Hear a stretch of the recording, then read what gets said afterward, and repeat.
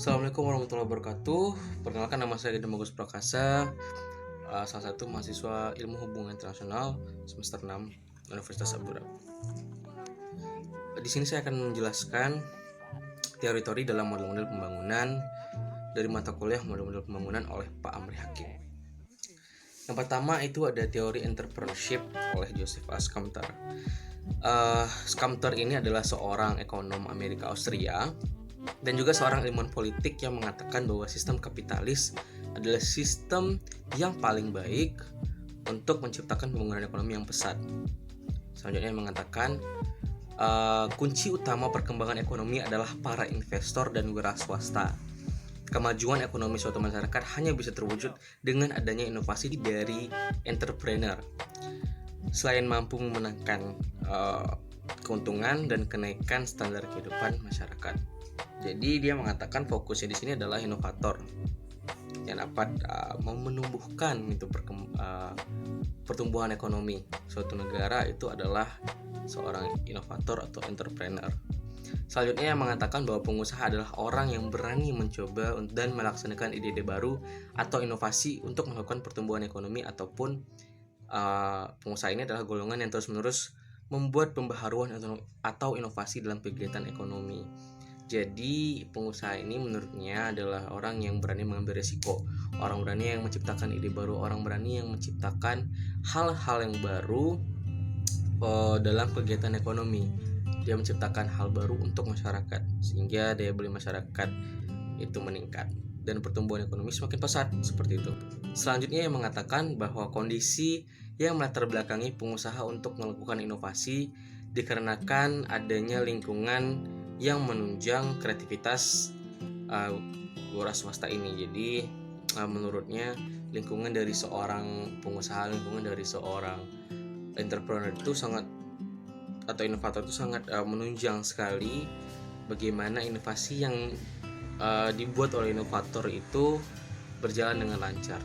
Jadi ibaratnya kalau misalnya inovator itu tinggal di daerah yang teknologinya sangat rendah teknologinya, bisa dipastikan bahwa inovasinya itu tidak akan luar biasa, atau inovasi itu tidak akan berjalan seperti itu. Kemudian selanjutnya, apa motivasi yang mendorong inovasi? Nah, di sini ada dua. Yang pertama, tersedianya cadangan ide-ide baru secara memadai. Jadi ibaratnya ide-ide ini harus selalu ada yang baru setiap saat. Jadi ketika ide ini sudah habis, misalnya ada sebuah ide, terciptalah inovasi baru. Inovasi tersebut terrealisasi, kemudian beberapa lama kemudian ide tersebut sudah habis, tergantikan dengan ide yang lebih baru, lebih fresh. Itulah kenapa maksudnya yang memotivasi sebuah inovasi. Kemudian yang kedua, adanya sistem pengkreditan yang dapat menyediakan dana bagi para investor untuk merealisasikan ide-idenya. Jadi dia mengatakan ibaratnya kalau kita inovator nih harus ada dana gitu. Yang mendorong kita berinovasi adalah kredit, dana, pinjaman yang diberikan kepada kita inovator agar inovasi kita itu semakin terrealisasikan gitu. Kemudian bagaimanakah pengusaha menciptakan pertumbuhan? Di sini ada 5. Saya akan jelaskan. Yang pertama ada diperkenalkannya produk baru yang sebelumnya tidak ada. Jadi menciptakan pertumbuhan oleh pengusaha itu adalah dengan memperkenalkan produk baru. Yang kedua, diperkenalkannya cara berproduksi baru. Sama dengan yang tadi, tapi cara berproduksi baru itu misalnya inovator ini menggunakan teknologi mesin. Kalau perusahaan dulu pakai teknologi manusia. Jadi itu adalah caranya mempertumbuhkan ekonomi, yaitu diperkenalkannya cara berproduksi baru. Kemudian yang ketiga, pembukaan daerah-daerah pasar baru. Di sini sudah jelas, tidak perlu dijelaskan lagi. Kemudian yang keempat adalah penemuan sumber-sumber bahan mentah baru, sama, tidak perlu dijelaskan lagi. Kemudian yang kelima, perubahan organisasi industri hingga efisiensi industri. Maksudnya di sini dari negara yang dari sebuah organisasi, di sebuah perusahaan yang menggunakan teknologi mesin atau industri, sebuah perusahaan industri, mereka memperkenalkan cara bagaimana industri tersebut lebih efisien lagi caranya, seperti itu. Jadi sebuah inovasi, sebuah hal baru itu yang menciptakan pertumbuhan ekonomi gitu. Sehingga menurut teori Sumter ini, pengusaha adalah instrumen penting dalam pertumbuhan ekonomi dengan adanya inovasi atau pembaharuan yang menguntungkan dari pengusaha. Maka akan menaik investasi dan pinjaman modal sehingga menaikkan tingkat kegiatan ekonomi negara dan konsumsi masyarakat pun bertambah, seperti itu. Kita masuk ke teori 2, itu teori tabungan dan investasi oleh Harold Domar. Teori ini berargumen bahwa pertumbuhan ekonomi ditentukan oleh tingginya tabungan dan investasi. Kalau misalnya tabungan dan investasi rendah, maka pertumbuhan ekonomi masyarakat atau negara tersebut juga akan rendah. Mereka mengatakan tabungan adalah bagian dari pendapatan rumah tangga yang tidak dibelanjakan dan disimpan dalam institusi keuangan atau di rumah. Kalau institusi keuangan adalah bank, kalau rumah pasti celengan atau dompet dan segala macamnya. Kemudian Harold Domar ini mengatakan sedangkan investasi merupakan pengeluaran atau penanaman modal perusahaan untuk membeli barang-barang modal dan perlengkapan produksi guna menambah kemampuan memproduksi barang-barang jasa-jasa yang tersedia dalam perekonomian. Jadi investasinya misalnya gini, saya nih investasi sebesar 50.000 ke teman saya buat katapel.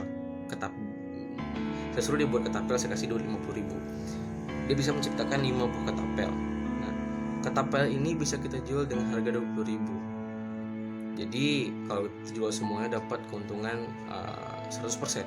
Jadi modal 50, keuntungannya 100%. Kemudian selanjutnya Harold Domar mengatakan investasi memiliki hubungan positif dengan negara. Karena itu semakin mudah proses investasi, maka semakin banyak kegiatan investasi yang dilakukan, sehingga tinggi pula pendapatan yang dihasilkan negara, seperti itu. Dia juga mengatakan investasi juga dapat memperbesar kapasitas produksi ekonomi dengan cara meningkatkan stok modal. Pembentukan modal ini dianggap sebagai pengeluaran yang akan menambah permintaan kebutuhan seluruh masyarakat, seperti itu. Rasa saya tidak perlu dijelaskan, sudah jelas. Kemudian kita masuk ke poin ketiga, yaitu teori modernisasi. Nah, teori ini menekankan analisis tingkat negara, menganggap bahwa faktor-faktor internal seperti nilai-nilai tradisional dan tidak adanya investasi modal menghambat pembangunan. Teori ini berargumen bahwa ada gerak maju linear dari masyarakat primitif atau tradisional ke masyarakat modern melalui proses industrialisasi. Modernisasi tidak hanya dilihat sebagai perubahan teknologi dan ekonomi, namun juga perubahan dari masyarakat tradisional ke masyarakat modern yang melibatkan perubahan harapan, nilai-nilai, dan keyakinan rakyat.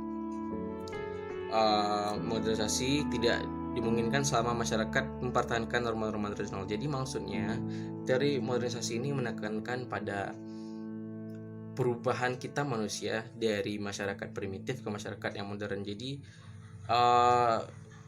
lebih ke pola pikir kita, lebih ke norma-norma yang kita pegang dari kebiasaan-kebiasaan kita yang kita jalani dulu. Apakah itu akan menjadi sebuah hal yang modern? Apakah akan bergerak maju atau stuck di situ saja? Misalnya dulu kita menggunakan surat menyurat tulisan, kemudian kita naik ke email, elektronik mail atau surat elektronik, kemudian kita naik lagi ke SMS yang jauh lebih mudah, lebih gampang, dan lebih cepat dan lebih akurat tentunya. Itu kan merupakan manusia yang ingin bergerak maju, menjadi modern, menjadi lebih menjadi lebih gampang memberikan informasi, ya, lebih cepat menyampaikan informasi, memberikan berita dan segala macam. Nah, keinginan manusia yang seperti itu yang merubah pola pikir dan cara hidup manusia yang tradisional itu menjadi modern. Terciptalah inovator-inovator yang memikirkan bagaimana kalau kita memberikan pesan elektronik, bagaimana kalau kita memberikan pesan dari genggaman kita saja seperti itu, SMS. Itulah cara pola pikir inovator tersebut. Itu sih menurut saya teori modernisasi, dan itu semua akan balik lagi ke pertumbuhan ekonomi. Semakin maju masyarakat, semakin pertumbuhan ekonomi semakin maju pula, seperti itu. Kemudian kita masuk ke poin 4 yaitu teori etika Protestan. Etika Protestan adalah studi tentang hubungan antara etika Protestan asketis dan kemunculan semangat kapitalisme modern, yakni cara bekerja yang keras dan bersungguh-sungguh, lepas dari imbalan materialnya. Teori ini merupakan faktor utama munculnya kapitalisme di Eropa. Etika Protestan menjadi sebuah nilai tentang kerja keras tanpa pamrih untuk mencapai kesuksesan. Sebagai di sini Weber ini mendefinisikan semangat kapitalisme sebagai gagasan dan kebiasaan untuk yang mendukung pengejaran yang rasional terhadap keuntungan ekonomi. Jadi di sini lebih ke ya gimana ya, mereka bekerja, tapi saya tidak terlalu tidak terlalu suka dengan teori ini, karena teori ini memang sih ini adalah faktor utama munculnya kapitalisme. Tapi di sini kan dia mengatakan kerja keras tanpa pamrih, padahal sebenarnya kita kerja keras tuh untuk pamrih gitu. Kita butuh uang, kita butuh dana untuk memenuhi kebutuhan kita. Di sini dia mengatakan kerja sungguh-sungguh lepas dari imbalan material. Jadi saya tidak terlalu setuju dengan teori ini. Kita skip saja. Selanjutnya, teori yang terakhir adalah teori sistem dunia. Sistem dunia ini adalah sebuah teori di mana mereka mengatakan sistem dunia kapitalis melibatkan pembagian tenaga kerja global di mana sebagian kawasan makmur dan sebagian lainnya miskin. Wallerstein mendefinisikan 4 jenis kawasan masing-masing dengan ciri khusus, yaitu ada inti, seni pinggiran, dan luar. Ya. Jadi teori sistem dunia ini adalah sistem ekonomi di mana sistem ekonomi kapitalis di mana melibatkan 2 negara atau lebih, yaitu ada negara makmur dan negara miskin dan segala macamnya. Misalnya kayak baju itu pusatnya ibaratnya Nike, sepatu Nike. Itu pasar utamanya kan atau perusahaan utama itu ada di barat sana. Tapi mereka membuatnya di Indonesia, misalnya seperti itu. Indonesia atau di Thailand, atau mereka buatnya di Kamboja atau di mana. Mereka bekerja sama dengan negara yang miskin, negara yang ya belum terlalu maju. Biar apa? Biar mungkin dana model dia untuk membayar karyawan itu sedikit. Jadi mereka bekerja sama seperti itu. Itulah teori sistem dunia. Dan untuk pertumbuhan ekonomi pun pasti juga akan sesuai lah dengan perjanjian antara 2 negara tersebut. Kalau misalnya negara yang makmur itu bekerja sama dengan negara yang kurang makmur, ya secara tidak langsung negara yang kurang makmur ini akan jadi makmur. Seperti itu. Kenapa? Karena mereka memberikan kesempatan kepada mereka yang tidak punya kesempatan ini untuk bekerja. Seperti itu. Negara miskin ini untuk bekerja, untuk menambahkan ekonomi mereka, menumbuhkan ekonomi mereka, membuka lapangan pekerjaan baru tentunya. Dan itu sangat baik sekali gitu. Ya walaupun ada beberapa hal yang menjadi kekurangan, tapi ini bekerja dengan baik untuk menumbuhkan ekonomi sebuah negara, seperti itu. Jadi mungkin itu 5 teori dari model-model pertumbuhan, model-model pembangunan, maaf. Jadi mungkin itu saja. Terima kasih sudah mendengarkan. Saya Gading. Wassalamualaikum warahmatullahi wabarakatuh.